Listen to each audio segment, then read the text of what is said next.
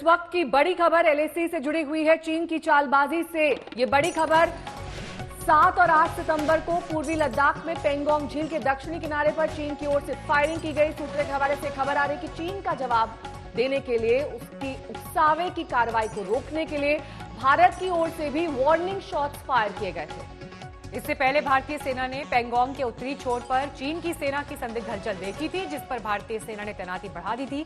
7 और 8 सितंबर को चीन की सेना ने भारतीय पोस्ट की तरफ आने की कोशिश की, तभी दोनों तरफ से हवाई फायरिंग की गई। अभिषेक भल्ला इस वक्त लेह से हमारे साथ मौजूद है।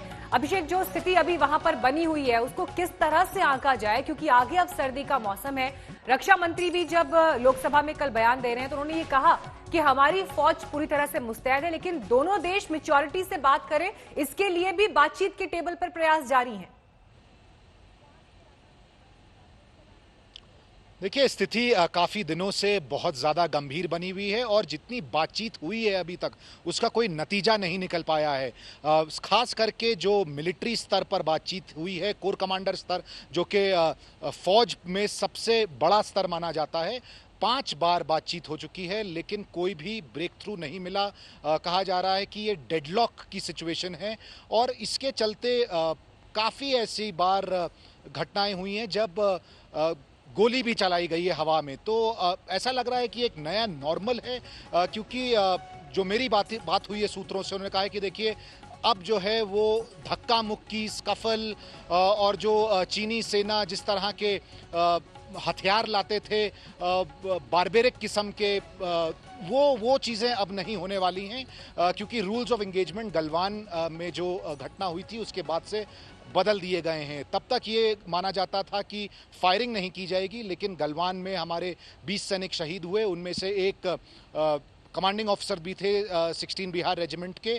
उसके बाद से भारतीय सेना ने ये निर्णय लिया है कि अगर कमांडर ऑन द ग्राउंड को लगेगा कि अपने जवानों की रक्षा के लिए गोली चलानी ज़रूरी है तो ऐसा किया जाएगा। हालांकि अभी तक गन शॉट्स ही फायर हुए हैं और ज़्यादातर देखा गया है कि ये चीन की सेना की तरफ से किया गया है, लेकिन स्थिति बहुत ही ज़्यादा गंभीर बनी हुई है, खास करके पेंगोंग लेक के इलाके में।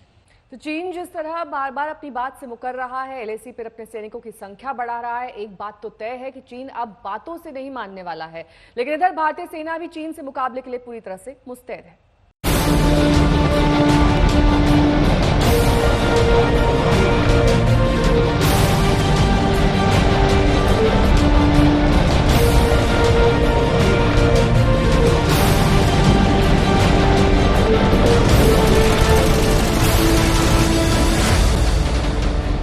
एलएसी पर जहां जहां चीन की सेना तैनात है, वहां वहां भारतीय सेना उतनी ही संख्या और उतने ही हथियारों के साथ चीन की आंखों में आंखें डालकर खड़ी है।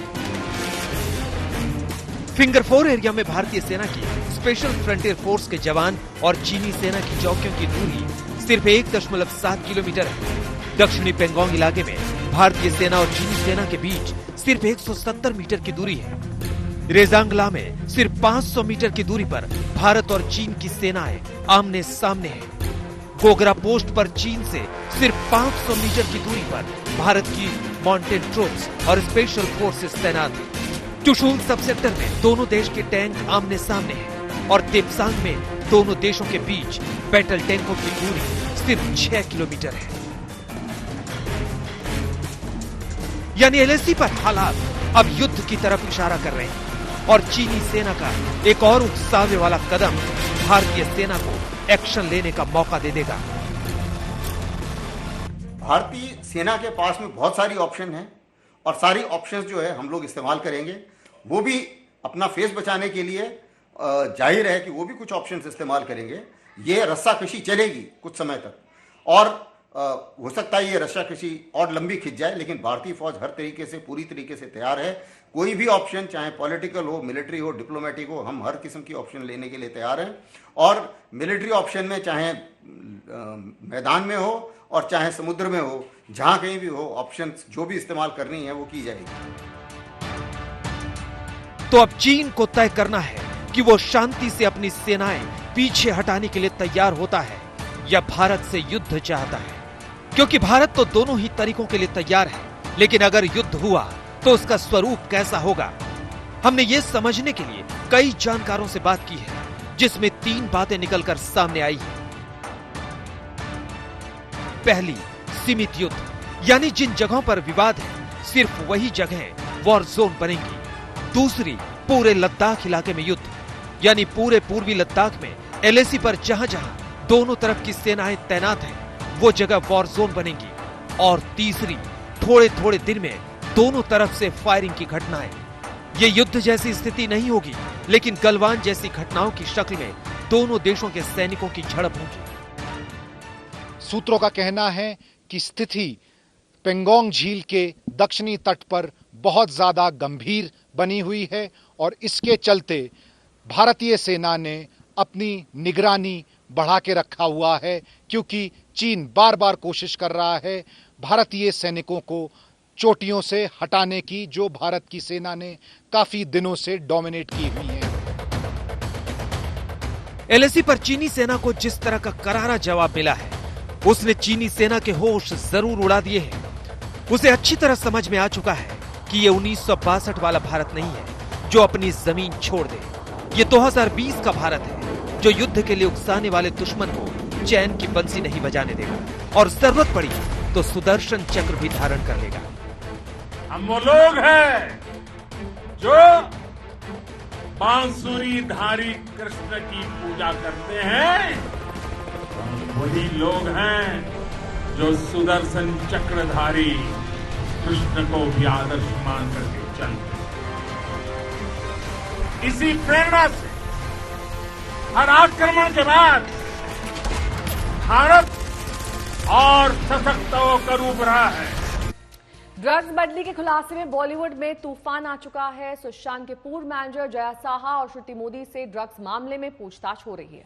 बॉलीवुड में ड्रग्स का मामला कल संसद तक पहुंचा। उसके बाद रवि किशन और जया बच्चन में फिल्म इंडस्ट्री बट गई।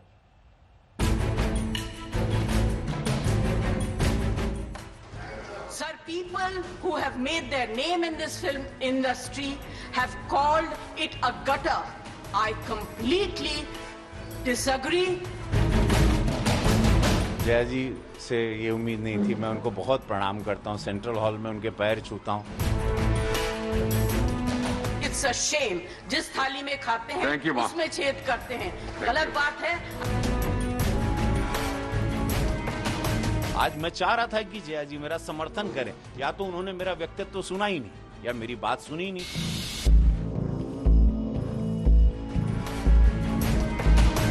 जैसे जैसे ड्रग्स कनेक्शन में बॉलीवुड की कुंडली खुल रही है, घमासान भी तेज होता जा रहा है। बॉलीवुड दो फाड़ में बंट गया। एक धड़ा संसद तक आवाज पहुंचाने वाले रवि किशन के साथ है, तो दूसरा लोकतंत्र के मंदिर में ही रवि किशन पर भड़कने वाली जया बच्चन के साथ है। आज शिवसेना के मुखपत्र सामना ने भी खुलकर जया बच्चन का साथ दिया। सिनेमा जगत गंगा की तरह निर्मल है, ऐसा दावा कोई नहीं करेगा, लेकिन कुछ कलाकार दावा करते हैं कि सिने जगत गटर है। ऐसा नहीं है। श्रीमती जया बच्चन ने इस पीड़ा को संसद में व्यक्त किया है। जिन लोगों ने सिने जगत से नाम और पैसा कमाया है, वो इसे गटर की उपमा दे रहे हैं। मैं इससे सहमत नहीं हूँ। जया बच्चन के ये विचार जितने महत्वपूर्ण हैं, उतने बेबाक हैं। जया बच्चन सच बोलने और अपनी बेबाकी के लिए प्रसिद्ध हैं। अक्सर तांडव करने वाले अच्छे खासे पांडव भी जुबान बंद किए बैठे हैं, मानो वो किसी डर के साए में जी रहे हैं और उन्हें पर्दे के पीछे से कोई नियंत्रित कर रहा है। बॉलीवुड भी जया बच्चन की आवाज को मजबूत करने में लगा है। बहुत ज्यादा अनफेयर है, हर तरीके के लोग हैं। मुझे पता नहीं क्यों इन सबके पीछे एक बड़ा वेस्टेड इंटरेस्ट लगता है। जैसे ही आप कहते हैं कि यहाँ ड्रग्स का पूरा व्यापार है, तो जो हिंदुस्तान में बैठा हुआ आपका टीवी देख रहा है, वो मुझे देखता है तो उसको लगता है कि कोई ड्रग का जो है गोदाम आ रहा है। जब इस तरह से बात हो रही है, तब मुझे लगता है कि इसमें कोई वेस्टेड इंटरेस्ट है। बिल्कुल, इसमें बहुत बड़ा कारण छुपा हुआ है कि इस तरह के राग अलापे जा रहे हैं। बॉलीवुड में एग्जेम्पलरी मोटिवेटर्स हैं जो बहुत डिसिप्लिन लाइफ लीड करते हैं। करेक्ट टाइम पे एक्सरसाइज, खाना, सही पढ़ाई करना, स्टेज पे जाके ठीक से बात करना, सारी चीज़ें हैं।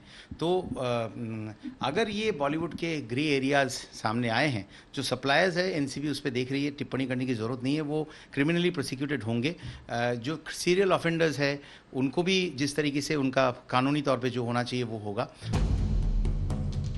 अभिनेत्री तापसी पन्नू ने कहा है कि हम लोग हमेशा नई पहल, वजहों और जागरूकता अभियानों के लिए खड़े रहे हैं।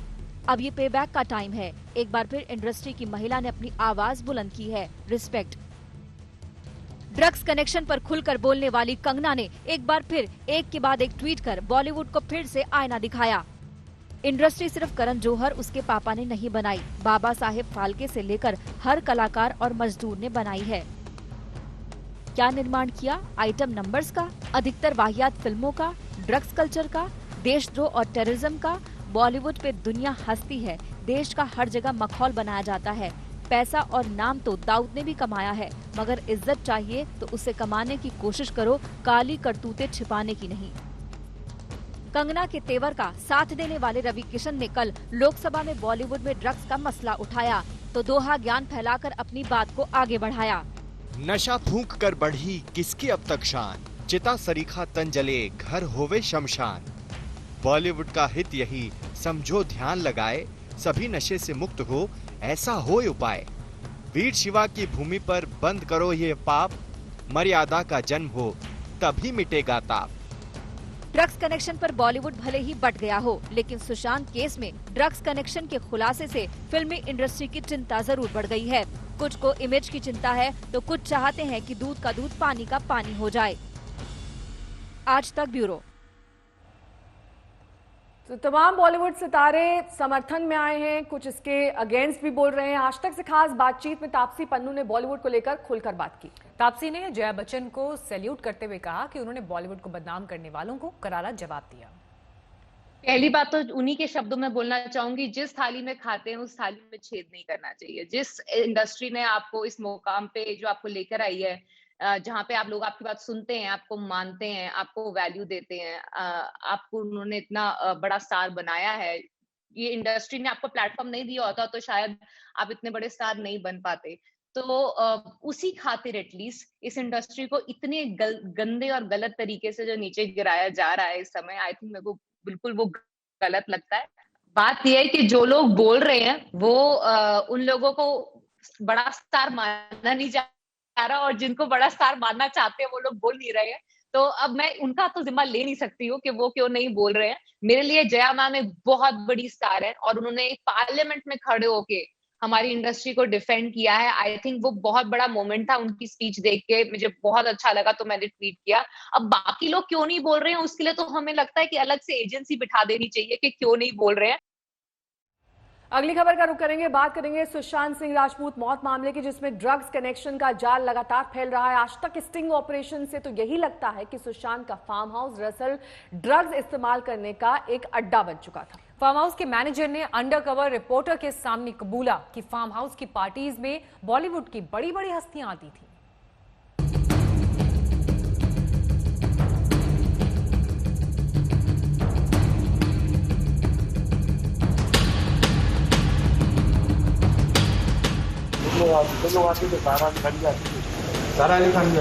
सुशांत की सीक्रेट पार्टी। पहले बोटमैन ने खोला राज, अब स्टिंग में बोला मैनेजर।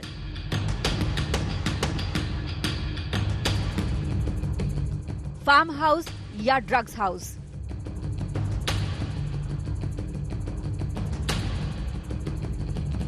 सुशांत की मौत मिस्ट्री अब नशे और धुएं के मायाजाल में उलझ गई है। हर रोज नए खुलासे हो रहे हैं, हर खुलासा चौंका रहा है।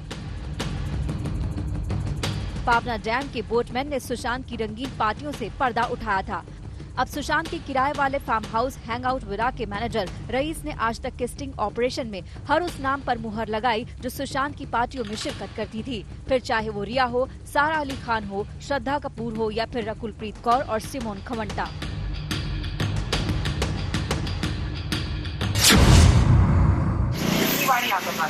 महीने में कितने चक्कर लगाते थे?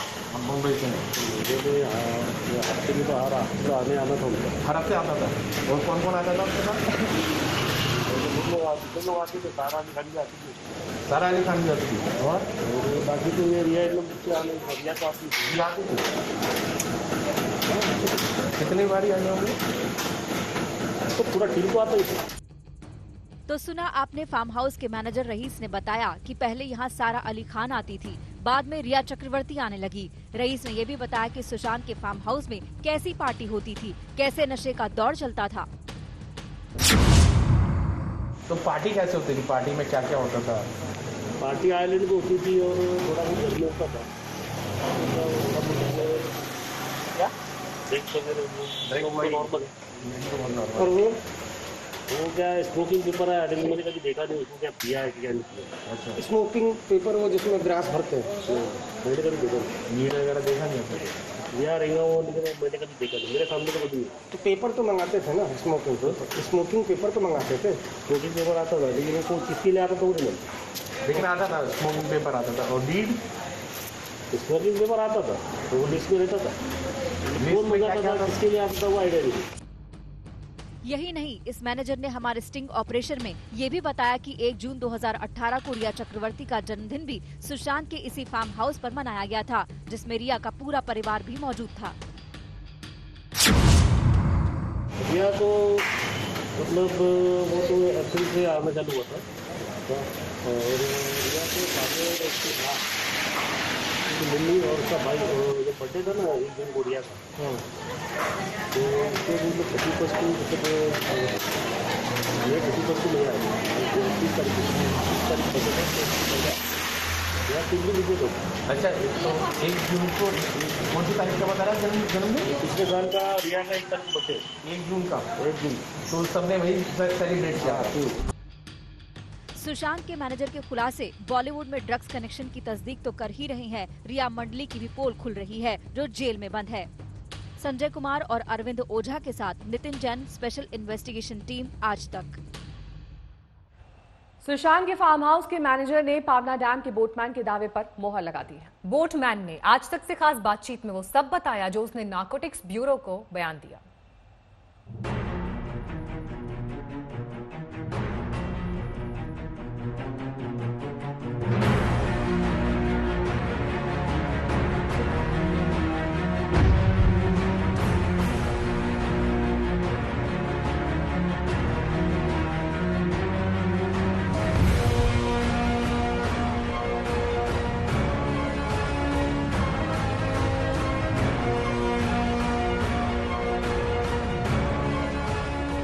सुशांत की नशे वाली पार्टी में रिया तो आती ही थी, बॉलीवुड की कई हस्तियां भी शिरकत करती थी। इनमें फिल्म केदारनाथ में सुशांत की जोड़ीदार सारा अली खान भी शामिल थी, तो फिल्म छिछोरे की हीरोइन श्रद्धा कपूर भी शामिल थी। आज तक के स्टिंग ऑपरेशन में सुशांत के फार्म हाउस के मैनेजर ने पार्टी में आने वाली बॉलीवुड हस्तियों का राज खोला, तो पावना डैम के बोट मैनेजर ने हर हस्ती के नाम के साथ ही ड्रग्स मंडली की पोल भी खोल दी। बोटमैन जगदीश गोपीनाथ दास ने एनसीबी को बयान दिया कि यहाँ पर सुशांत अक्सर पार्टी करने और घूमने फिरने के लिए आते थे। यहाँ पर ड्रग्स पार्टी भी होती थी। इस पार्टी में सारा अली खान भी शामिल हुई थी। सारा 3-4 बार बोट पर बैठकर द्वीप तक गई थी। उनके अलावा श्रद्धा कपूर भी वहाँ एक बार गई थी। रिया चक्रवर्ती तो सुशांत के साथ कई बार गईं, लेकिन ये तीनों अभिनेत्रियां कभी एक साथ नहीं आईं। उस आइलैंड पर सुशांत और ये अभिनेत्रियां घंटों अपना समय बिताते थे। इनके अलावा सुशांत के staff Siddharth Pithani, Dipesh Sawant, Samuel Miranda, Showik Chakraborty, Zaid Vilatra भी ड्रग्स पार्टी में शामिल होते थे। इसी आइलैंड पर मौजूद एक बोटमैन का स्टेटमेंट नारकोटिक्स कंट्रोल ब्यूरो ने दर्ज किया है, जिसकी कॉपी आज तक के पास मौजूद है। बोटमैन ने बताया है कि सुशांत कैसे रिया चक्रवर्ती के साथ इस आइलैंड पर घंटों बिताते थे। इसके अलावा सारा अली खान भी 4-5 बार आई। तमाम लोग आते थे और इसी आइलैंड पर जमकर पार्टी होती थी, मैरुआना चलता था, जमकर नशा किया जाता था। बोटमैन के इस बयान के बाद नारकोटिक्स कंट्रोल ब्यूरो एक बार फिर से इस आइलैंड पर पहुंची, जांच शुरू की, फार्म हाउस पहुंची, वहां से सीसीटीवी कैमरे खंगाले। आने वाले दिनों में फार्म हाउस में आने जाने वाले लोग, आइलैंड में पार्टी करने वाले लोगों पर शिकंजा कस सकता है। इस पावना डैम में बोटमैन का काम जगदीश गोपीनाथ पिछले 9 साल से कर रहे हैं। अब हम आपको बताते हैं कि उस आइलैंड पर सुशांत सिंह राजपूत की पार्टी में क्या क्या होता था, जैसा कि बोटमैन जगदीश गोपीनाथ ने एनसीबी को बयान दिया। सुशांत के साथ सारा अली खान या श्रद्धा कपूर समेत कई लोग यहाँ आते थे और पार्टी करते थे। पार्टी में शराब और गांजा का सेवन किया जाता था। यहाँ घंटों शराब पीते थे और नशा करते थे। बोटमैन ने नारकोटिक्स कंट्रोल को दिए बयान में ये बताया है कि इस आइलैंड पर जमकर पार्टी होती थी, मैरुआना यानी गांजे का सेवन भी किया जाता था। बोटमैन ने जो बयान नारकोटिक्स कंट्रोल ब्यूरो को दिया है वो आज तक के पास भी मौजूद है। अब सुशांत के फार्म हाउस में होने वाली पार्टी और आइलैंड में होने वाली पार्टी पर नारकोटिक्स कंट्रोल ब्यूरो की नजर है। इन पार्टियों में शामिल होने वाले लोगों को बहुत मुमकिन है कि आने वाले दिनों में नारकोटिक्स कंट्रोल ब्यूरो पूछताछ के लिए बुलाए। बोटमैन जगदीश गोपीनाथ दास ने ये भी कहा कि सुशांत जब पहली बार उनकी बोट में आए थे तो 16,000 रुपए का पेमेंट किया था। इसके बाद सुशांत जब भी आते थे घंटे के हिसाब से ऑनलाइन पेमेंट करते थे। तो क्या सुशांत के ड्रग्स लेने के मामले में रिया ने जो कुछ कहा था, पावना डैम के बोटमैन ने उसी बात पर अपनी मुहर लगाई है। हाँ, वो काफी रेगुलरली पीते थे, मुझसे मिलने से पहले से पीते थे। इनफैक्ट केदारनाथ की शूटिंग या उससे जरा सा पहले से उन्होंने शुरू किया था ये। बोटमैन का सनसनीखेज बयान इस बात की भी तस्दीक करता है कि सुशांत केस में जिस ड्रग्स मंडली को एनसीबी ने गिरफ्तार कर रखा है, उनकी ड्रग पार्टी मुंबई से बाहर तक कैसे फैली हुई थी, इनमें कौन कौन हस्तियां शामिल थी। लेकिन ये तो अभी आगाज ही है। अब देखना ये है कि जांच एजेंसियां इसे किस तरह से अंजाम तक पहुंचाती हैं। मुंबई से अरविंद ओझा के साथ आज तक ब्यूरो।